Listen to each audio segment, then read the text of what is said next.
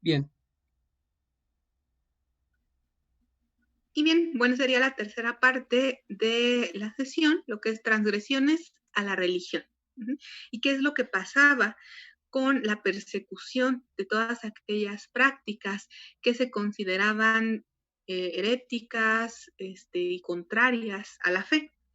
Es muy importante tener esto presente porque si bien tenemos el auge, como ya hemos visto, de la empresa evangelizadora durante el siglo XVI, ¿no? Y la subsistencia de la administración de las doctrinas en manos de los religiosos, también vamos a tener el gran problema de la transgresión, ¿no? Y esta transgresión está presente en toda la población del virreinato de la Nueva España, o sea, no únicamente entre los indios, pero sí digamos que los dos grandes tópicos en cuanto se habla de transgresión a la religión va a ser la herejía, ¿no? Va a ser como los dos grandes problemas, ¿no? Así, para perseguir a la primera, tenemos la Inquisición. Ajá. Algo que es muy importante es diferenciar la Inquisición europea del Tribunal del Santo Oficio en la Nueva España. La Inquisición europea, digamos como a manera de antecedente y a muy grandes rasgos, va a ser creada durante la Edad Media para luchar contra la herejía, principalmente contra la herejía cátara. Habrá primero una Inquisición episcopal que se establece en 1163, seguida de una Inquisición monástica hacia 1232 a cargo de dominicos y posteriormente de franciscanos. La Inquisición, sobre todo en España, va a tener un matiz muy distintivo, y es que fue un instrumento de control de la monarquía. Va a vigilar la pureza de la religión y se reintroduce sobre todo a partir del gobierno de los reyes católicos. Así, por ejemplo, desde el gobierno de los reyes católicos y hasta Carlos V, vamos a tener principalmente procesos contra judaizantes y moros conversos. Del gobierno de Carlos I a Carlos II, principalmente la necesidad de impedir la introducción del protestantismo. Y durante el gobierno de los Borbones, aquí ya vamos a ver que se persiguen principalmente doctrinas ilustradas, ¿no? Como la de Voltaire, y aquellos que son culpables de infidencia, ¿no? O de estar eh, pronunciando discursos o teniendo prácticas que van a ser contrarias a la figura del rey. Obviamente, la Inquisición en Nueva España va a heredar mucho de lo que va a ser la Inquisición española, ¿no? Sobre todo como esta eh, tribunal que funciona un tanto como brazo represor de la monarquía. Tenemos aquí el escudo también de la Inquisición, está el brazo que sostiene una cruz que la implanta sobre el mundo, y las iniciales IM, ¿no? De justicia y misericordia. Aquí van a ser algunas de las variantes que va a tener el sello, que aparece comúnmente tanto en los documentos de Inquisición como en los edictos generales que se van a estar publicando. Y aquí tenemos la vista de lo que va a ser el edificio del Santo Oficio ya para el siglo XVIII. Aquí en la Ciudad de México, seguro lo conocen, en lo que es la Plaza de Santo Domingo. Al igual que la Inquisición europea tuvo una serie de etapas, también la Inquisición en Nueva España va a tener sus diferentes niveles de organización. La primera va a ser la llamada Inquisición monástica, que va a funcionar entre 1522 a 1535. Va a estar administrada los primeros 2 años por los franciscanos y después por los dominicos.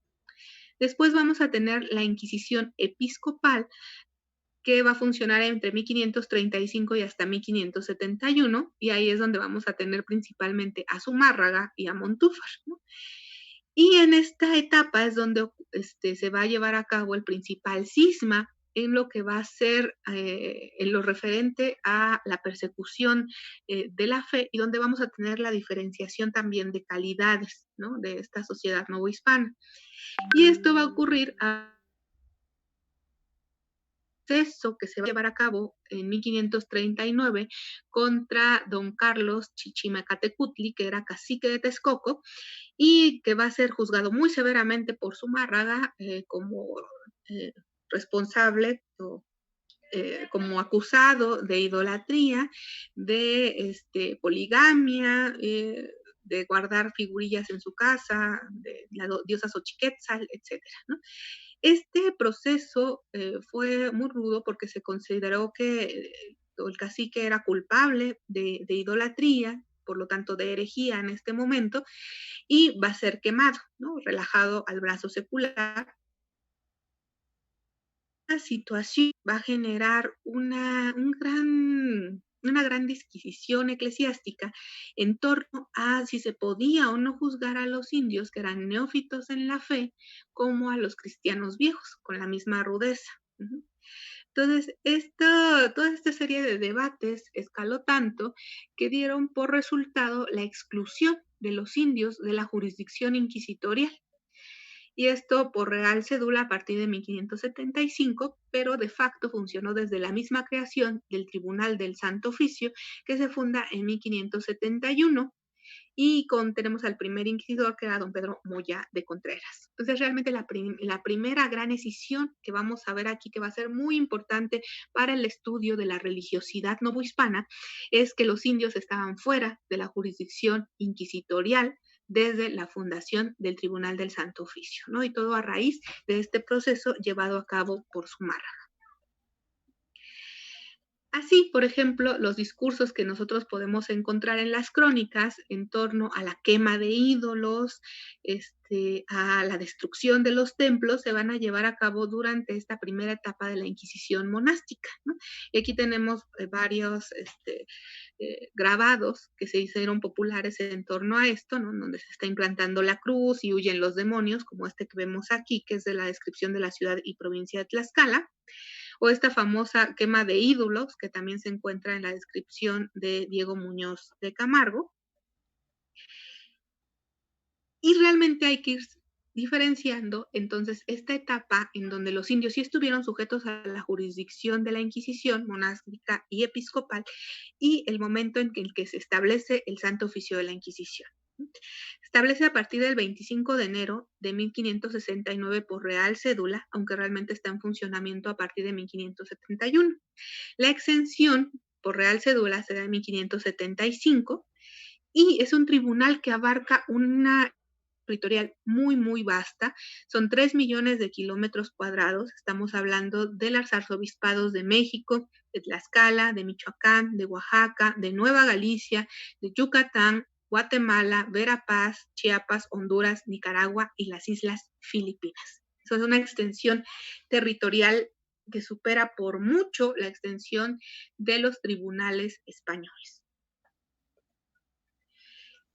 La Inquisición va a depender, obviamente, del Consejo de la Suprema. Algunas de las causas que no pueden ser solucionadas en este territorio van a requerir de consultas con este consejo. Igual algunas de las causas que van a solicitar mayor discusión entre los eclesiásticos, se encuentran algunas, una parte aquí en el Archivo General de la Nación, en el ramo Inquisición, y otro en en el Archivo de Indias, por esta comunicación que se establecía con el Consejo de la Suprema. Entonces es muy importante ver que algunas de las causas tienen este doble referente. Tenemos a 2 inquisidores mayores que van a ser nombrados por la corona. Se va a integrar también por un juez ordinario, que son nombrados generalmente por el arzobispo y que va a ser el representante del provisorato. O sea, como tal, no es un funcionario inquisitorial, sino que está ahí para detectar aquellos casos en donde los indios tengan algo que ver o sean sospechosos de alguna actividad ilícita y poder remitirla a él a su vez al provisorato. Vamos a tener también a calificadores, que en general son frailes nombrados por la audiencia, son siempre versados en teología y encargados de elucidar los hechos heréticos. Vamos a tener al secretario del secreto, que autorizaba actas, despachos y edictos. También está el promotor fiscal, que promovía los procesos formulando la acusación del inculpado. Los consultores, que siempre son juristas encargados de precisar la responsabilidad de los denunciados o autodenunciados, porque también se daba el caso. Los comisarios, que ya eran los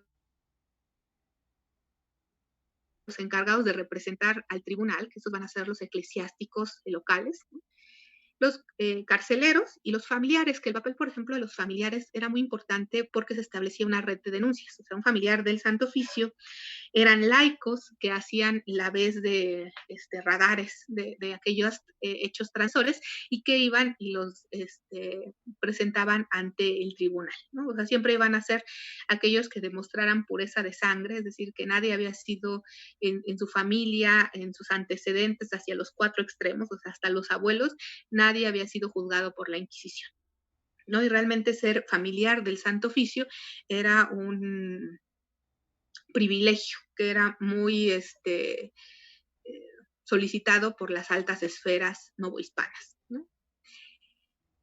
Esto va a funcionar, digamos, el funcionamiento del tribunal se va a dar a través de una serie de denuncias, pero digamos que para que se llevara a cabo una denuncia, pues se tenía que conocer las características que hacían que ciertas acciones fueran sospechosas. Y esto se hacía de conocimiento popular a través de los llamados edictos de fe. Estos eran leídos en poblaciones que tenían más de 300 habitantes siempre durante la cuaresma. Y entonces en esos edictos de fe, que te podían ser tanto generales como particulares, se hacía todo un recorrido con respecto a qué características podía tener, por ejemplo, alguien que profesara la fe de Moisés, ¿no? Alguien que siguiera los postulados de Mahoma, hasta quién podía o no tener pacto con el demonio, practicar brujería, hechicería, adivinación, sortilegios, etcétera, ¿no? O sea, esos eran los edictos de fe. Aquí, por ejemplo, tenemos un ejemplo tanto de un edicto particular de fe, que era una sola hoja, contra el consumo del peyote, ¿no? Que también fue conocido como la hierba de Santa María, y que causa alucinaciones. Y mucho se consumía para poder establecer predicciones sobre el futuro, ¿no? Para la adivinación. Y este es un edicto general de fe de 1720, que estas sí son varias hojas, en donde se hace un llamado de atención para que todos los vecinos estén atentos de tanto de posibles herejías, brujerías, hechicerías, adivinaciones, consumo de hierbas prohibidas, posesión de libros prohibidos, etcétera. ¿Y cómo se llevaba a cabo? Primero, a través de la denuncia, o sea, lo importante era una denuncia. En el caso de que el denunciante fuera un familiar del Santo Oficio, una sola denuncia bastaba para abrir una investigación. En el caso de que fuera un vecino cualquiera, se requerían 3 denuncias, ¿no? Una vez que teníamos estas 3 denuncias, se procedía a una averiguación. Entonces se llamaban a declarar a los participantes, siempre, nunca se le decía al acusado de qué estaba por qué estaba siendo denunciado, sino que se le hacía un apercibimiento para que hiciera un recorrido en su memoria, para que tratara de recordar si alguna vez había hecho o dicho algo contrario a los postulados de la fe, ¿no? En el caso de que en esta primera fase de la averiguación, tanto el acusado o como las sucesivas declaraciones de los testigos dieran pautas para considerar que entonces se procedía a la detención y al secuestro de los bienes. Eso es muy importante porque del secuestro de los bienes también se derivaba tanto los gastos del traslado, si el acusado vivía en una de las provincias de la Nueva España, como de su manutención durante el tiempo que estaba como detenido en el tribunal, en las cárceles del tribunal. Después se llevan a cabo las audiencias, que siempre eran 3, ¿no? Y ahí se recomendaba si era necesario o no el tormento, ¿no? Se consideraba necesario. Después teníamos la sesión de acusación, o también llamada sentencia de prueba, y finalmente la publicación de los testigos, o sea, hasta el final es que se llevaba a cabo, se le informaba al acusado por qué estaba ahí, ¿no? O sea, qué es lo que habían declarado en su contra. Algo que es muy importante tener presente cuando hablamos del tormento en el Tribunal del Santo Oficio de la Nueva España es que realmente no fue una actividad tan generalizada exposiciones, por ejemplo, del Museo de Tortura y Pena Capital, etcétera, están basadas principalmente en instrumentos que estuvieron en uso en la Inquisición europea, no en la Nueva España. Eso es muy importante. O sea, aquí no tenemos la presencia ni de la Dama de Hierro, ¿no? Y todas estas fabulosas creaciones que se exhiben en ese tipo de exposiciones. Aquí se tiene noticia principalmente de dos instrumentos que se utilizaron o dos métodos de tortura. Uno es este que están viendo, que es el potro. Ese servía para estirar y descoyunturar los miembros a través de la tensión. Podía estar dotado de una serie de rodillos con picos que se de la espalda, y así una víctima podía ser alargado por la fuerza hasta alrededor de unos 30 centímetros. Realmente sí, era algo muy, muy enfocado, y es algo importante. Y la otra fue la tortura o el llamado tormento del agua. Y esto no requería un mayor instrumento, sino un embudo, ¿no? Que era colocado en la boca de la víctima. Este se acostaba y le iban vertiendo por ahí agua en grandes cantidades, y además pues entonces estaba obligada a tragar toda esa agua para poder volver a tomar aire, ¿no? Entonces era prácticamente como un tormento por asfixia. Estos sí se conoce que estuvieron en uso desde 1601. Por ejemplo, podemos encontrar que se utilizó este tormento en unos reos portugueses que estaban acusados de ser judaizantes. Y, por ejemplo, en el proceso inquisitorial se menciona que todos fueron puestos a cuestión del tormento, y a uno de ellos que se le dieron 12 vueltas a los brazos, quiere decir con el potro, 12 garrotes y 7 jarros de agua. Entonces, ahí vemos que tenemos sí la presencia del tormento, pero no como normalmente se considera, ¿no? Entonces, ya que se ha pasado por la publicación de los testigos, entonces sí viene ya la sentencia del caso.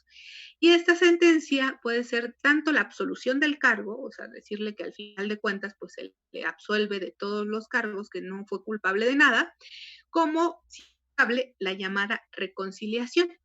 Y aquí puede ser reconciliación de levi, si el delito fue leve, una reconciliación de vehementi, si el delito fue grave, o la relajación al brazo secular, en el caso de los mayores delitos como la herejía o, o ser culpable de judaizante.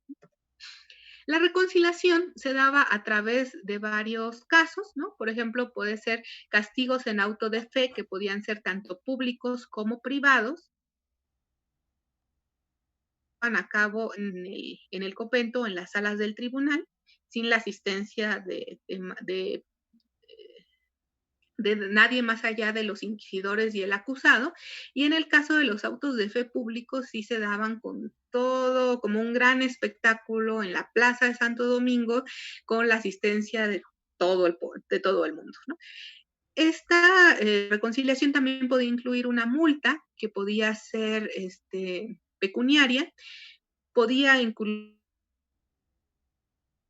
la penitencial primero, que podían ser desde ayunos, establecer qué días debía rezar qué cosa, permanecer al servicio dentro de un hospital o en reclusión, ¿no? Pueden ser también azotes que iban desde 100 a 200 azotes, que 200 ya es una pena muy, muy severa, ¿no? La que les había mencionado, curación de levi o de vehementi, la exposición a la vergüenza pública, que podía ser sobre todo en los castigos en auto de fe públicos, que se daba sobre todo por pasear al reo montado en una mula por la ciudad con el San Benito puesto, o emplumarlo, ¿no? Que también se daba mucho.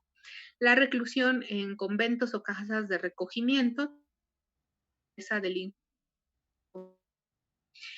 servicio en hospitales, podían ser trabajos forzados en obrajes o en galeras, ¿no? O la expulsión o el trabajo en galeras en las Filipinas, ¿no? Que era algo de lo más común. El San Benito, que les mencionaba ahorita, es San Benito viene de saco bendito, que es una especie de capote, ¿no? Esto que ven aquí, blanco, que era generalmente de un color amarillento que los inquisidores imponían a los reos que eran condenados en el tribunal. Aquí en el San Benito se hacía explícita la gravedad del delito cometido, ¿no? Así, por ejemplo, si tenía media aspa de San Andrés, que es quiere decir que pues no había sido tan grave. Si llevaba la aspa completa, si llevaba la aspa completa y una coroza, aquí, por ejemplo, ya lleva la aspa. Y los que tenían ya de plano la aspa completa, la coroza, fuego y diablos, esos ya eran los que iban a ser relajados al brazo secular. Esto es muy importante que lo mencionemos porque el tribunal los juzgaba, incluso podía someterlos a tormento, pero no mataba a nadie, ¿no? Sino que lo entregaba a la justicia civil, por eso se llama relajado al brazo secular, para que ellos fueran los que aplicaran la sentencia. Y después el San Benito debía conservarse en la iglesia local, generalmente en las catedrales, como un recuerdo, ¿no? De que había sido procesado. Es, digamos que en general, como una memoria de lo que serían los autos de fe, y también es muy importante porque significaba, o sea, el ser procesado por el Tribunal del Santo Oficio significaba la nulificación social, ¿no? O sea, ya era una marca que llevaba una familia de por vida. Y en el caso, por ejemplo, de la relajación al brazo secular o la llamada pena de muerte, podía ser por garrote, podía ser por hoguera, que esto se daba en dos modalidades, el ser quemado vivo, ¿no? Que sería lo más normal, y cuando el acusado moría, por ejemplo, durante los interrogatorios, durante el tiempo que llevaba su juicio, que a veces podía ser mucho tiempo, o sea, podemos tener procesos que llegaban a durar 10 o 15 años en su investigación, y en el caso de que el acusado muriera en las cárceles y después fuera encontrado culpable, entonces se le quemaba en estatua. Eso es a lo que se refiere. Se tienen noticias a través de la investigación magistral de Solange Alberro que entre 1571 y 1719 fueron relajadas 34, entre 34 hay un, no está dato, entre 34 y alrededor de 96 a 107 en efigie. Eso es importante porque realmente vemos que no tenemos unos números muy altos de condena a muerte del Tribunal del Santo Oficio, contrario a lo que se cree, ¿no? O sea, ni siquiera se acercan a los que penitenciaba la justicia civil por causas criminales. En cuanto a los autos de fe, ya les había mencionado que podían ser públicos o privados, ¿no? En el caso de los públicos, se llevaron a cabo 56 entre 1574 y 1699. El primero fue muy famoso porque fueron ejecutados 5 piratas acusados de luteranos. En 1596, por ejemplo, hubo otro gran auto de fe que fueron ejecutados 9 judaizantes, que son los de la famosa familia Carvajal, acusados por pugnas políticas. Y en 1649, en donde se relajaron a 13 individuos acusados de judaizantes, ¿no? Entonces ahí son como de los más conocidos. No tenemos representaciones como tal de cómo se llevaba a cabo los autos de fe en Nueva España. Las que tenemos son sus referentes de cómo funcionaban. Tenemos el más famoso, que es esta representación de 1683 en la Plaza Mayor de Madrid, ¿no? Pero aquí realmente teníamos algo muy similar, ¿no? O sea, la presencia tanto de las autoridades eclesiásticas, las autoridades civiles, las cofradías, el público en general, los cabildos, ¿no? Que también tenían su representación.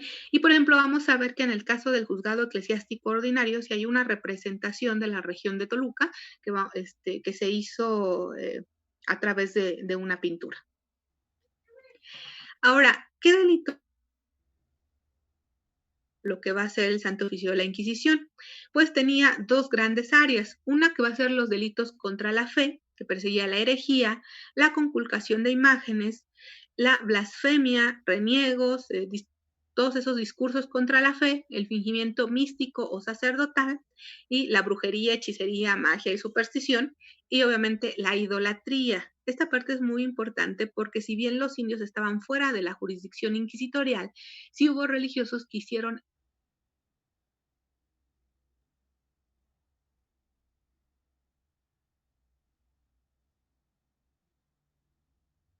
por idolatría a personas de la casta lobo, por ejemplo.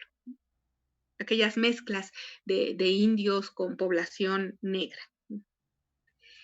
Y la otra gran área son los delitos contra la moral, en donde estaba la solicitación, ¿no? Aquello que el sacerdote solicitara favores sexuales de sus hijos e hijas de confesión durante la confesión. Los bailes y comedias, que todos aquellos discursos contra el sexto mandamiento, la bigamia, ¿no? Los que se casaban 2 veces, y la posesión y circulación de libros y textos prohibidos. Modo, también de la obra de Solange Alberro, algunas de lo que va a ser la distribución de los castigos del Tribunal del Santo Oficio. Y aquí vemos que la mayoría eran reconciliados y los principales castigos van a ser azotes y destierro. Y realmente tenemos la relajación en persona, un porcentaje muy, muy bajo. Eh, Vimos aquí que tenemos la reclusión, el trabajo en galeras, como les había mencionado, el adoctrinamiento, ¿no? Las penas espirituales, la prohibición, por ejemplo, en algunos casos de abandonar el país, procesos suspendidos que sí hubo también, y las absoluciones, ¿no? Aunque al final de todo la investigación se determinara que no había un delito que perseguir. Y muchos de los delitos que buscaba o que juzgaba el Tribunal del Santo Oficio se difundían también entre los eclesiásticos a través de una serie de tratados. Por ejemplo, es de los más famosos. El tratado se titula Tratado en el cual se reprueban todas las supersticiones y hechicerías, muy útil y necesario a todos los buenos cristianos celosos de su salvación, que va a ser de Pedro Ciruelo, que va a ser editado varias veces, una de ellas aquí en el Obispado de Puebla. Y por ejemplo, está este otro de disquisiciones mágicas, ¿no? De Martín del Río, que hace todo un apercibimiento con qué rasgos es los que se debe de cuidar todo buen cristiano y también de vigilar, ¿no? A los vecinos de que no comen. Esta parte de lo que va a ser la jurisdicción de la población bajo el Tribunal del Santo Oficio. Ahora, ¿qué es lo que pasa con la religiosidad india? Tenemos, por una parte, que va a haber digamos que dos grandes discursos que van a estar coexistiendo en torno a los indios. Por una parte va a ser esta imagen o esta representación del indio devoto, que la iglesia, sobre todo en su área regular, va a difundir mucho para atraer a los naturales a través de la liturgia y la profusión de las imágenes milagrosas. Estos, sobre todo, van a ser retratos en donde aparecen los indios como donantes, ¿no? Y constituyen un medio para construir también y afianzar la identidad religiosa india, ¿no? Por ejemplo, es del Virreinato del Perú. Aquí van a jugar un papel muy importante en cuanto a la religiosidad india, las imágenes milagrosas. La mayoría de estos cultos se van a desarrollar durante el periodo colonial, van a implicar y más a cabo por el arzobispado o el obispado para reconocer oficialmente algunos de los milagros que se narran, que generalmente son difundidos por medios orales y después escritos. Y es muy importante porque esta parte del milagro va a contribuir mucho para esta campaña de legitimación de la cristianización, pero también va a afianzar este discurso del éxito de la evangelización, ¿no? A través de la difusión y el reconocimiento de los cultos novohispanos, a la vez que se vuelven en un referente necesario de la identidad regional. Así el indio, como buen cristiano, sí experimenta milagros y sobre todo consideren que el indio es el objeto y sujeto de la evangelización, ¿no? Por eso es muy importante. Y por eso en la mayoría de las grandes eventos milagrosos que suceden, tenemos casi siempre al indio como testigo, ¿no? Como el caso de Juan Diego, ¿no? En el caso de la Virgen de Guadalupe. van a haber muchas representaciones también plásticas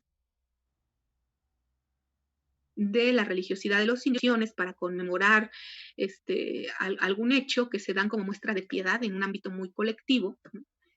Tenemos, por ejemplo, el gran culto en torno a San Miguel Arcángel en la región de Tlaxcala, ¿no? Justamente en el santuario de San Miguel del Milagro, y toda la tradición que se construyó en torno a eso, en donde se fue revelado a Diego Lázaro, ¿no?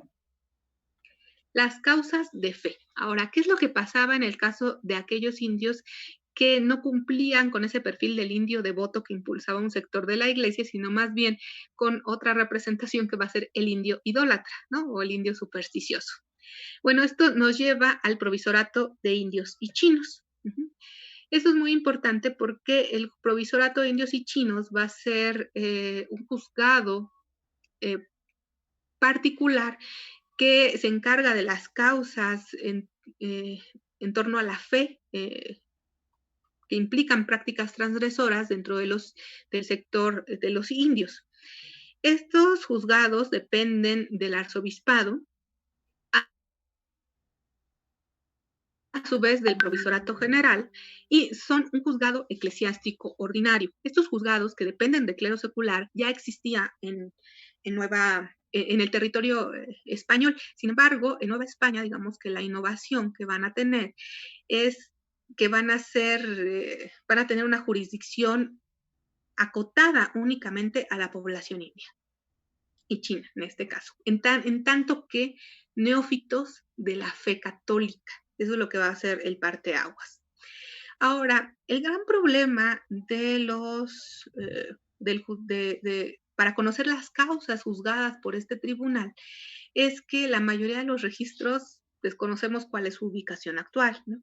Tenemos en el arzobispado, en el archivo histórico del Arzobispado de México, causas que se circunscriben a la zona de Toluca, ¿no? Al juzgado eclesiástico de Toluca, casi siempre para lo que va a ser el siglo XVIII, ¿no? Tenemos algunas otras referentes de estas prácticas transgresoras en los manuales de extirpación de idolatría que escribieron los seculares a lo largo del siglo XVII, y que obviamente lo que hacen es una denuncia contra el poco éxito de la evangelización que emprendieron las órdenes religiosas, pero realmente hay muy poco para documentar en sí este tipo de prácticas, ¿no? Y casi todo está circunscrito a lo que va a ser la zona del altiplano central, la zona de Oaxaca también, porque está ya la crónica de Valsalobre, y algunas cosas que se conservan de la zona de Chiapas, que como tal no era parte del virreinato de la Nueva España, sino que pertenecía a la capitanía de Guatemala. Entonces, por ejemplo, aquí a manera de ejemplo muy rápido, entre 1726 y 1700,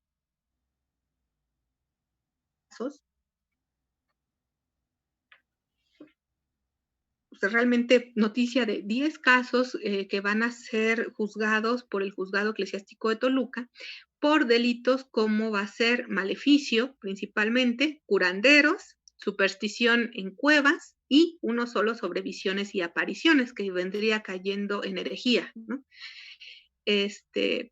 Pero básicamente van de la mano aquí muchos de los conceptos en cuanto a la población india, porque el practicar un maleficio pues lo hacía básicamente brujo o hechicero, ¿no? Casi siempre se va a utilizar más el término de hechicería, porque el término de brujería implica ya un pacto con el demonio, hecho de manera, se va al caso de los indios. Así, por ejemplo, este es uno de los documentos que está a resguardo en el archivo del Arzobispado de México, y es el proceso con Francisco Diego, que es el que tenemos aquí al final, ¿no? Que va a ser de la zona de Metepec. Fue un proceso completo, se conserva también la sentencia del caso. Él era un indio natural de San Mateo. A grandes rasgos es juzgado porque decía que en su casa tenía una imagen de Nuestra Señora de Guadalupe que le hablaban, que le había dicho que le daría 5 pesos para que sacara adobes y con ellos construyera una casa, y que después le daría 100 pesos para que cada 8 días comprase 2 reales de fruta y la diese a los pobres, que también le dio una vara para que fuera años a casa del mencionado Francisco Diego muchos indios, así como gente de razón. Este es uno de los elementos que como más relevante, no nada más los indios estén participando de dichas prácticas, sino que también españoles y otras castas estén haciendo uso de esos espacios o de esos rituales. Así, según los testigos, en la casa de Francisco Diego había un tecomate lleno de agua que tenía una rosa como la del cempasúchil y que dijo que con esa había limpiado el sudor de la imagen de Nuestra Señora, porque era una imagen que sudaba agua, ¿no? Y de la cual daba de beber, expresando que era una reliquia que también tenía obviamente propiedades curativas y que además también tenía un incienso que le habían enviado desde el cielo. Después de esta denuncia se comienza un proceso contra Francisco Diego por embustero y supersticioso, ¿no? Por fingimiento de visiones y revelaciones. Y en las audiencias participan un total de 4 testigos, nunca se mencionan sus nombres, que ratifican la denuncia. Él declaró que no solo negaba, no negó que hablaba con la Virgen, sino que a propósito dijo que en una ocasión se le había aparecido y que se comunicó con Dios Padre y que todo lo que pues, se le imputaba realmente era verdad, excepto que había curado a un indio sacándole de una pierna un gusano con cuernos. Dice que eso sí era exageración de los declarantes, ¿no? Como sentencia el caso, en la iglesia parroquial de Metepec, en un día domingo, para que fuera absuelto, debía incurrir en forma de reo con una grada en medio de la capilla mayor. Aquí tenemos la descripción realmente de un auto de fe a pequeña escala, ¿no? Con coroza en la cabeza, con rótulo que manifieste su delito, con soga al cuello, sin arrodillarse más que desde el Sanctus hasta la consumación del Santísimo Sacramento. Y acabado el evangelio, se le leyera la narrativa de la sentencia, consecutivamente el padre ministro de doctrina o el religioso lo debía señalar al pueblo en el idioma de los naturales, con plática seria y breve, en que explicara al reo la gravedad de su delito y que promoviera el concurso, ¿no? El temor a Dios, ofreciéndole su vela al celebrante, ¿no? Que al fin de la misa, conforme lo había pedido por el fiscal, se debía condenar al reo a las más graves penas, pero haciendo uso de la benignidad y misericordia, que en forma de doctrina, acabado el auto, les han dado 25 azotes. O sea, realmente para un delito que se consideraba severo, vemos que las penas en realidad eran más laxas, que esa va a ser una de las particularidades que va a tener el juzgado eclesiástico ordinario, que va a tratar con mayor benignidad a los indios en tanto que neófitos de la fe, ¿no? Y que fuera obligado por el tiempo de 2 años a asistir a todos los oficios divinos, los domingos y demás días festivos en su parroquia, poniéndolo en lo que consistiera la misa en un lugar señalado para que todos lo vieran, donde manifestara su penitencia, se confesara sacramentalmente a menos cada 3 meses por un espacio de 1 año, y que todos los sábados acudiera a barrer la iglesia, ¿no? Esa va a ser la pena. Realmente aquí lo que vemos, salvo barrer la iglesia, es la penitencia espiritual, ¿no? Que se confesara cada 3 meses. Por lo general, la gente de Nueva España se confesaba una vez al año durante las Pascuas, ¿no? Y aquí vemos la alusión, no es el auto de Francisco Diego, es otro auto que se lleva a cabo en Osolotepec, y es justamente un auto del juzgado eclesiástico ordinario, es el único que se conserva, que nos da pauta a pensar justamente como que estos autos de fe se llevaban a cabo con todo el ceremonial, digamos, en una representación a escala de los más grandes, que es como el caso de la representación de Madrid que vimos. Entonces aquí está tanto lo que va a ser el provisor, ¿no? Del juzgado eclesiástico, las autoridades españolas, ¿no? Aquí presentes también las autoridades indias, los religiosos, ¿no? Los acusados.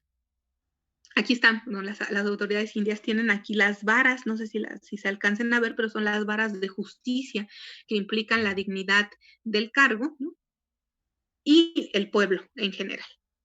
Y aquí al centro los acusados, que escuchando toda la publicación de sus delitos.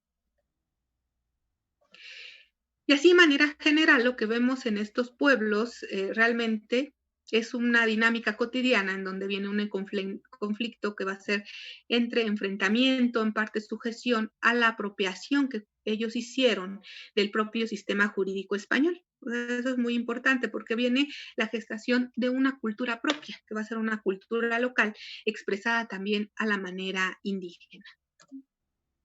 Y con esto terminaríamos este tercer y último video.